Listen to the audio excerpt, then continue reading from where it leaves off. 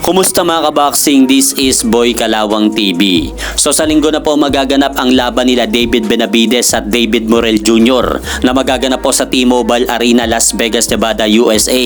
Kaya ilang araw na lang mapapanood na natin ang dalawang kapwa undefeated na boksingero na ito na maglaban sa ibabaw ng ring. At kung sakaling magwagi nga po dito si David Benavides mga idol, ay gagawin nga po siyang #1 mandatory challenger ni Arthur Beterbiev sa mga hawak nitong titulo sa light heavyweight division.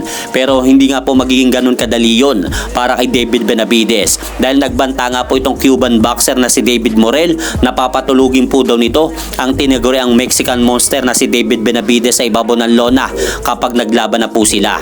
At mapapasama rin po sa card ng laban na yan itong si Isaac Pitbull Cruz at haharapin naman po nito ang kanyang kapwa kababayang Mexicanong boksingero na si Angel Piero. At ang magsisilbing co-main event naman po sa laban na yan ay itong sina Brandon Figueroa at Stephen Fulton. Kaya kaabang-abang nga po mga idol ang magaganap na laban na yan sa araw ng linggo. At sa kabilang balita naman, ayon po dito sa kakapasok-pasok lang na balita na inilabas ng Ring Magazine, sinabi ni current IBF World Welterweight Champion Jeron Boots Ennis kay WBA World Welterweight Champion Emantas Istanionis na magaling naman po daw na boksingero itong kanyang makakalaban na si Emantas Istanionis. Subalit oras na po daw ni IBF World Welterweight Champion Jeron Boots Ennis na makilala ang kanyang pangalan sa larangan ng sports ng boxing. Kaya kailangan niya po daw itong talunin sa alam magaganap na laban ngayong darating na buwan ng April 12 sa New Jersey.